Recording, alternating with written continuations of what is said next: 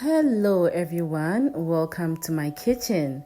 Today we are making this perfect homemade pizza with beef, and it was absolutely easy to put together and turned out so delicious. So let's get right into the preparation.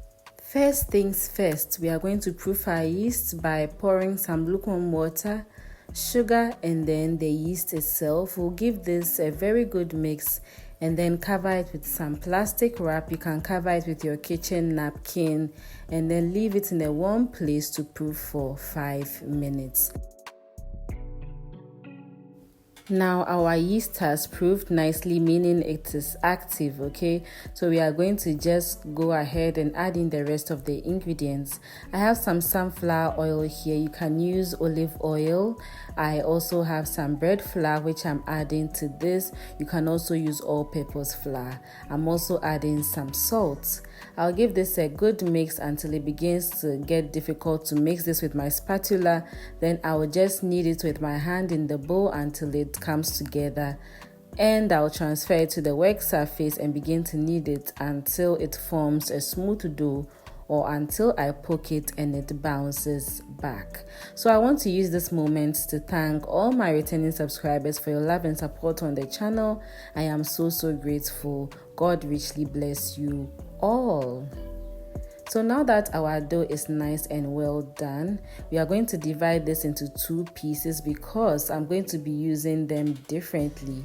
So what I'll do is that I'll just knead them into a ball and then put them in 2 separate bowls and cover them with the plastic wrap so that they rise while we continue with the rest of the recipe. And to my new members, welcome to the family. This is Vicky in the kitchen. If you haven't subscribed already, kindly click the subscribe button and join this amazing family. I am so glad to have you here. Now that we have gotten our pizza doughs out of the way, we are going to go ahead and make the pizza sauce. We will need some red tomatoes, 1 bell pepper, an onion, 1 carrot, and then 3 pieces of garlic. If you want a red sauce, just omit the carrots and use a red bell pepper. I'm going to add some oil and then stir fry the vegetables that have been chopped. Make sure you are stirring this from time to time, and you will notice that it starts to juice on its own. That means that the water content is seeping out. So it means it's becoming soft. You want to add a bit of water and cover it and cook it until it's nice and then tender enough for blending, okay? So once I came back, mine was at where I wanted it, so I added some shrimp seasoning and then I dished it out and then I let it cool down a bit. Then I blended it into a puree. So once I was done blending, this was what I had.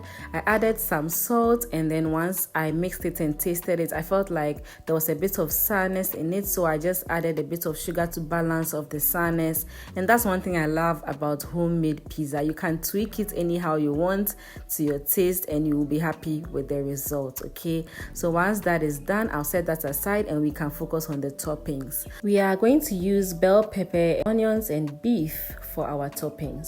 So for the onion, you want to just slice it to any size you want. Just make sure that you separate them so that you don't have big chunks of onion in your pizza, unless of course you like it that way, okay? After you are done separating the onions, we move to the bell peppers. So for the bell peppers, you can also cut it into any size of your choice. Just make sure that you remove the white parts or most of the white parts from the inside. It tends to make it a little bit bitter. So I have some beef that are fried nicely here.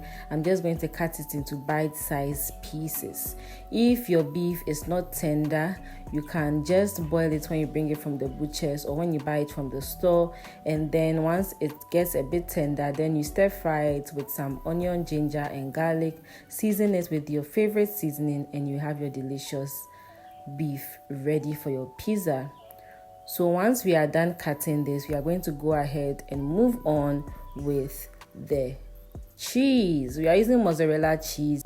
So I got this from the store. It was in a block like this, so I decided to just grate it myself. You can buy the ones that have been grated already and it works perfectly. Once you are done grating it, you want to keep it in the fridge so that it does not melt if your weather is very hot, okay? We are moving on. Our dough has been rising now for about 2 hours. You can see it has doubled in size beautifully. I'm going to flour the work surface and then begin to work on the first pizza dough. So I'm just going to make it into a disc. Make sure you flour it very well.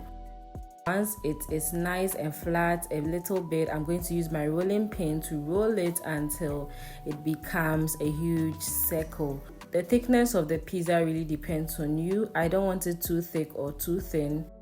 And it must not be bigger than the baking tray I am using. You will notice that I am flouring the dough because I don't want it to stick to the work surface when I'm ready to transfer it onto my baking tray. It shouldn't be difficult to work with, okay? So I'm just going to make the edges to stand out a bit. That's what I'm trying to do right here. Usually some pizzas have this round edge that comes with it just to separate part of the dough from the toppings and then the pizza sauce as well. And it works really nice for me because it acts as a barrier so that I don't over spill or spill anything when I'm adding my toppings or the pizza sauce. Now it's time to assemble everything.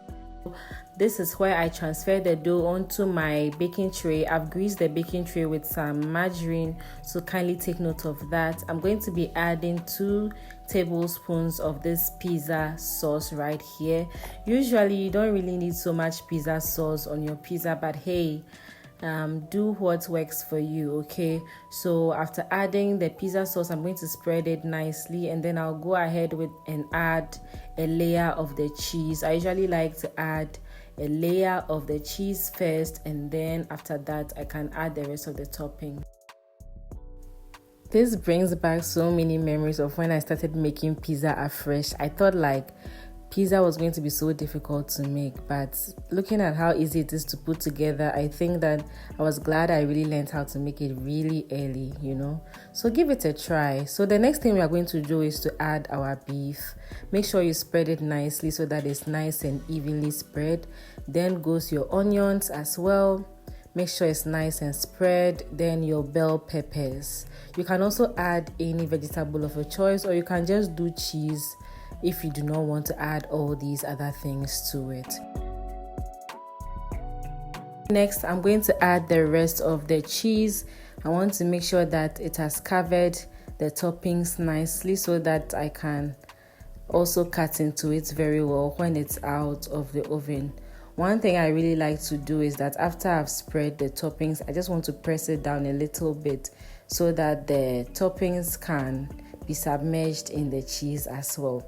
So your oven should be preheating at 260 degrees Celsius. You are going to bake this for about 12 to 15 minutes or until it's nice and then golden brown on the edges, or to your preference. And look at mine, it's looking so beautiful and absolutely perfect. So we are going to go ahead and cut the pizza.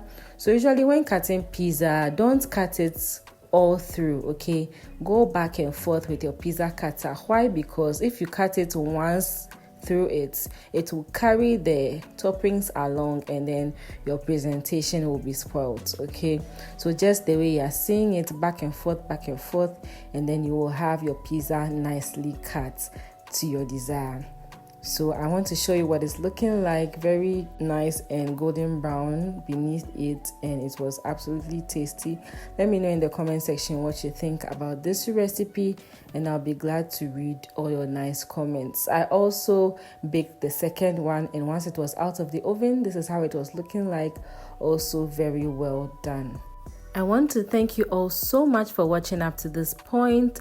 Don't forget to like, subscribe, share, and God loves you and has a great plan for your life. See you later. Bye.